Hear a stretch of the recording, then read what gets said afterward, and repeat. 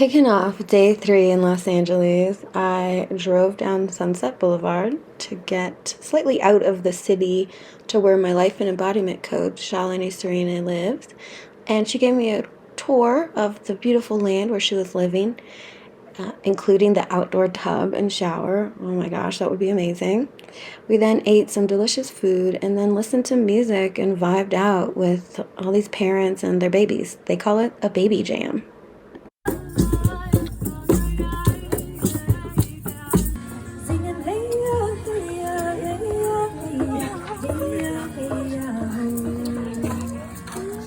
After the baby jam ended, I ended up going back to my hotel, doing some creating, getting some rest, and then preparing for day 4 in Los Angeles. I woke up on day 4 in LA and decided that I would find another beach to go to. This time I wanted to go to a free beach, so I did a quick search, I found one, and I got on the road. On the way, I saw a really nice looking seafood restaurant, so I grabbed some lunch, and then I head over to the water.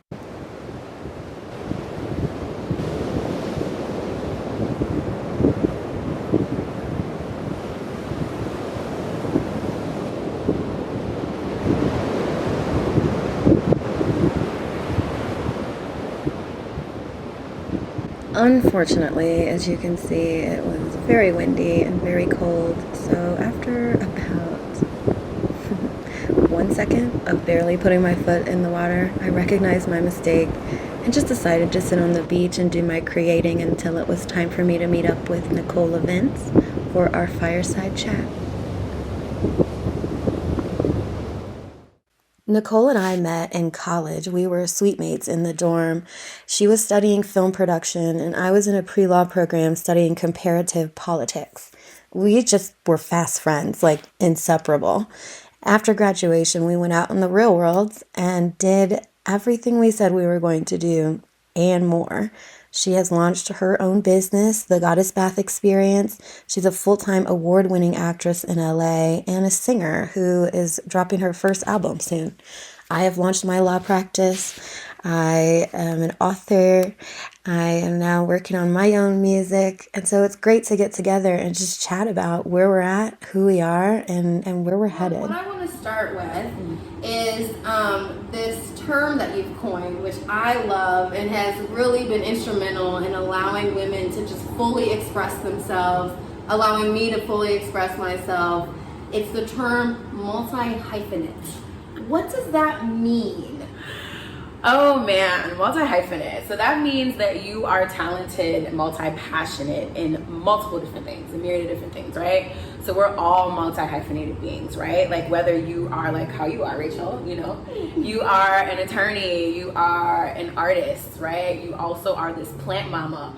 That's like the secret hidden gem about you, right? And so you're also like a world traveler, right? And so you're a seeker of justice and truth. And so we all have these many different facets to us, even if we don't think that's what we're doing. We all wear several different hats, right? And so for me, it was always rough, like being like, oh, I'm an actress, singer, all the things, and then people feeling overwhelmed, or also being told like, oh, you really need to focus on one thing, and then you can do this maybe, and then you can do that maybe. And really it's like, well, I've been blessed with all of these gifts, and I feel very called to operate in all of them. And in fact, when I don't give one of them their space, something happens where the universe gets mad and then propels me in that direction. And so for me, I don't know where I stumbled upon multi-hyphenate. I think I was just looking for a term to call myself without having to explain the whole laundry list of things, and then I could give someone else an opportunity to say exactly like you said, well, what the hell is a multi-hyphenate? And then I could say, oh, I'm a full-time actress, singer, songwriter, public speaker, certified theta healer, founder and community leader of the Goddess Bath Experience. Life changer. Goddess. Yeah, you know. And then one day wife, mother, grandmother, all the other titles, you know, that will get added on to that. And so it opens up this beautiful space, even for me, to like be able to express. I think you're a lot of the reason why I even was able to blossom into all these different talents. I remember 2 years ago I called you and I was like, I feel like I've reached my precipice. I wanted to be an attorney and I did it. I don't know what's next. And you said to me, you're like, well, what if you just like weren't an attorney anymore? And like, you like to rap, you like to sing. You know, you just reminded me of all the things that we had done that were so expansive and creative in college. And I was like, oh my goodness. And I think that planted the seed for like, what else am I? You know, what are all my other gifts and talents? You know, being a lyricist. You know, you remember the days when I'd rap battle all the dudes in college, and I've been rapping and writing lyrics and performing lyrics since I was 14. And but I've been a writer in general since I could write. I mean, so what got you into all of the different things that you do? Singing, acting, everything, community leading, Goddess Bath. So from the beginning. I think it just kind of like, it built over time. I think, to be honest, they were all always there through some capacity. It was really me coming online and being honest about who I was. And so for me, acting came first. I remember my first play, I was like 4 or 5 years old, and it's like still to this day one of my favorite pictures of myself. And you've probably seen it like in my dad's or my mom's house, but I'm like in this beautiful gown, I've got like these curls and this flower crown on, which is it's total goddess vibes. And so like, it was literally, I look at this picture of me, and I still see that I was everything. It was like my spiritual side, my acting side, my singing side, every single aspect of like performing, I was coming online to in this very early stage.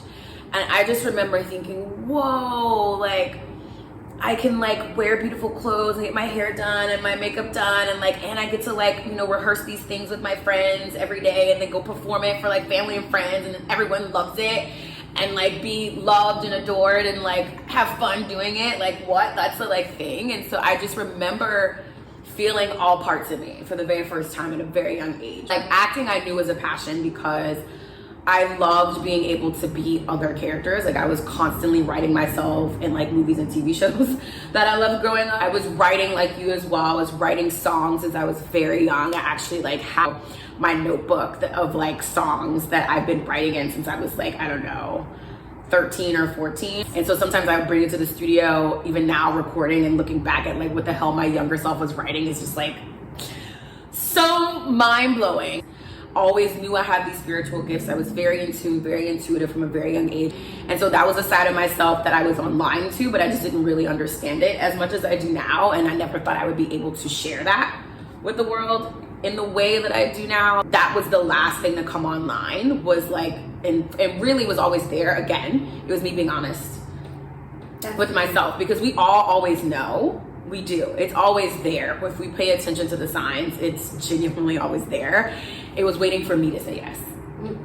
And really what happens is when you say yes to all of your multi-hyphenated parts of self, it opens the doors for every other aspect of self that you desire to be seen in. Well, I love how you phrase that. I mean, it's true. You're just saying yes to yourself, to every part of you. And so many people just do not get the opportunity, or don't think they have the opportunity. But really, I remember in college, I mean, we would just do it. I mean, I'm over here studying to be a lawyer. I'm trying to do all these other things. But I was also drawn to the creative side, and I bless you and thank you for always allowing me to kind of explore that with you. Yeah, thank you for being there and doing it with me. It was so much fun. And wasn't it so much fun? Yeah. It was so organic. We just like create and create and create. And okay, so QLB, remember our company? Of course I remember QLB. Cute Little Brown! I'll never forget that. And I was the business and you were the industry. Remember that? I do remember, and we had these bags. And we had these bags. Oh yeah, we just thought we were hot-ish, y'all. But our business cards and the whole 9 yards. It was such a great time, but it was saying yes, and people get stuck on this one track. And you know what it is? I mean, it's because these entities, these organizations, when you work for other people, they take the life out of you. One of the things I want to talk about then is like entrepreneurship. You know, what led you to that particular portion of the journey, being the mogul that you are with the Goddess Bath, right? And then what's it like running that and sort of expressing your creative gift? I have to say shout out to my mom for that. She was the main one that instilled in me that I could be whatever I want, like limitless. Like always was speaking the words millionaire, billionaire into my vocabulary, very young. Entrepreneurship. I went to an entrepreneurship conference when I was in 7th grade. Also grew up seeing like, it was really interesting. I saw my parents, like they tried to start a couple of businesses on the side and like none of them worked out. So there was like, it also created shadow around entrepreneurship for me. It was like, I knew it was a possibility, but I had not really seen it work in my family. Like Goddess Bath is probably like the 4th or 5th business that I've had at this point in time. And this has been... Including QLB. QLB was the official first. Yes! On paper. It took a couple of tries for it to fly. GBXP is so innately who I am. And so I think that's why it's been so successful and why it does resonate, because I am being so honest, you know, not just for my journey, but what the possibilities can be for other people around me. So if I can act in all of my gifts and talents, then that gives you permission. That gives the next woman permission. Like, it doesn't stop at GBXP for me. Like, I see myself being able to be a major studio that will be able to rival Disney and Paramount and Universal one day. Like, I feel like that's what's being birthed from me, because I want to be able to gift other people this experience as well. I want to be able to invest in somebody else's dream the way I wasn't able to have my dreams invested in the way that I would have loved in the beginning. I want to be able to be that, because I was in the trenches. So I know exactly who's falling through the cracks, and I want to go find the other people like me who are falling through the cracks. What is your next music project that you're working on? So I'm actually recording my first full album right now. I've got about like 6 singles that are out everywhere. Next, we each did a blind reaction to one of our songs. Nicole's is called Wicked, and it's deep.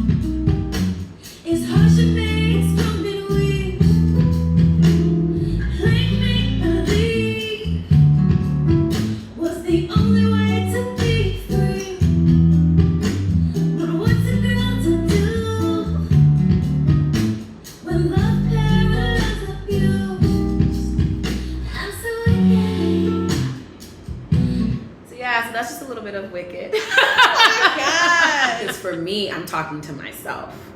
Interesting. That I'm being wicked to me. Oh, I love that. Yeah, that's what Wicked's about. It's like it's about how wicked we can be to ourselves sometimes. Like how we speak to ourselves, right? How we don't feel like we're worthy enough. Next, it was time for me to pick a song. I chose the studio version of DUI, Dying Under the Influence. It's a fun song. I think Nicole liked it. Check it out. Oh, yeah. Take a shot, then drop it. Take a shot, better rock it. Take a shot, then get it. Take a shot to the head. Quavo got me all set. Better take off little amigo. Before I call my Casamigos. You send the shots to your people, yeah. Daniel asked me on a date. Jameson got jealous. Irish car bombs on the way. Uncle Nearest brings the malice. 4 roses on their graves. Turkeys wildin' in the salad. Johnny walked in and he spot 'em. Red label, all their caskets. Listen, don't get rowdy. Bullet riding through the crowdy. Okay. I love it. I love all the liquor references. Yes, brand endorsements. Yes. I love that. I think it's like super fun and cool. It sounds like, you know, one of those things you listen to in the club and just vibe out on, or like a night out on the way somewhere. It's like a vibey, like car song. Yep. Like for nighttime. I love that. Let's talk about the song that I watched you record on day 1 in LA. Yeah, so Dummy is this really powerful song that our friend Natural wrote. We met Natural both in college, and Natural is a singer, songwriter, poet, speech and debate freaking national champion. So many things, you know, human rights activist, you know, all these things. And so she is a lyricist as well. And she wrote this song called Dummy, which is all about how this woman in the song was just expressing like how her mind is valuable, and the only thing that but the way her partner is treating her as if the only thing she has to offer is her body, right? Like she's a blow up dummy essentially, right? And it's so eloquently written and it's just really fun, and I feel very honored because this is probably Rachel and I's favorite song that Natural has done, and it was like her most coveted song, so I feel very honored at that. My mind is valuable. Tell me when it's time and again. And I played it in some man's best friend. He needs something, so I'm supposed to jump.